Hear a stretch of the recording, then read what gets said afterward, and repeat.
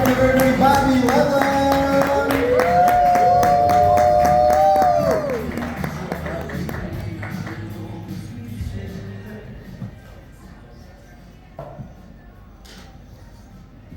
Hey, how's it going, Batavia?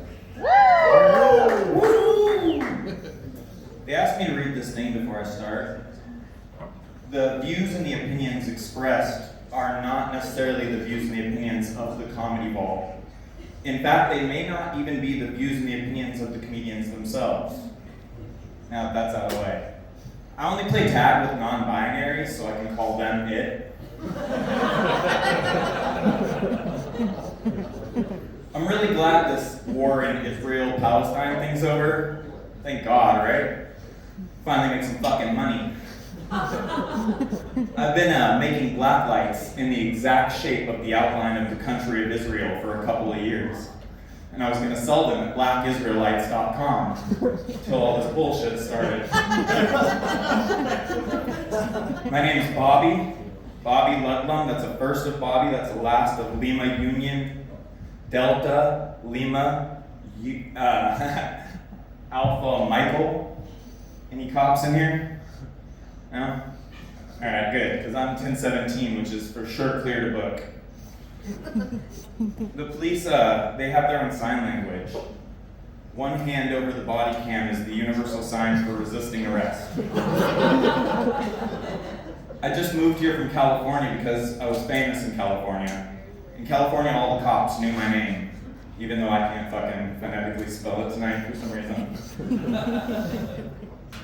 Actually, I moved here because in California you have to suck dick for stage time. At least that's what I thought. I was embarrassed when I found out you could just pay $5. But I didn't always have $5, and I always had an oral fixation. I don't know how many dicks you have to suck to get away with saying faggot on stage, but I secretly hope that it's 6.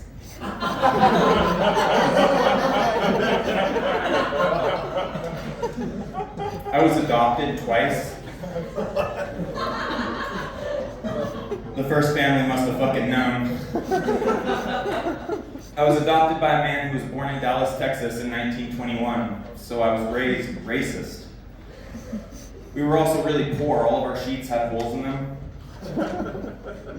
My dad used to pay my allowance in Confederate money. He would say, "This isn't worth much now." I couldn't even afford a 23andMe. I was gonna rub it in his face, you know? So I invited 23 friends over, but they all agreed that I'm not black. I might have accidentally started a KKK meeting. I quit drinking 7 years ago. I quit being racist about 5 years ago, because it's actually harder to quit being racist than it is to quit drinking. I'll give you an example. If I wake up in the middle of the night, I stub my toe, I never want to scream beer with a hard R.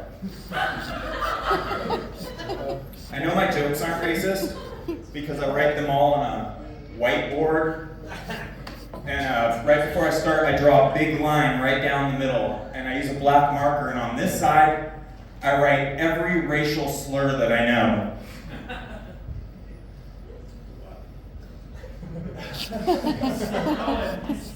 And about an hour and a half later, on this side, I write my jokes.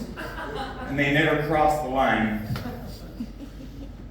I tried to get my girlfriend to have sex with me at the public pool in the family restroom. And she said, "No, what if we get caught?" And I said, "Don't worry, I'll just tell me my sister." I'm trying polyamory, which is Latin for lonely on Friday nights. I don't always wear a watch, but sometimes if I want to know what time it is, I'll just pull my dick out. And some dude always yells, "Bro, what the fuck? Your dick's out. It's like 4 o'clock in the afternoon." I go, "Thank you." That's a Bobby.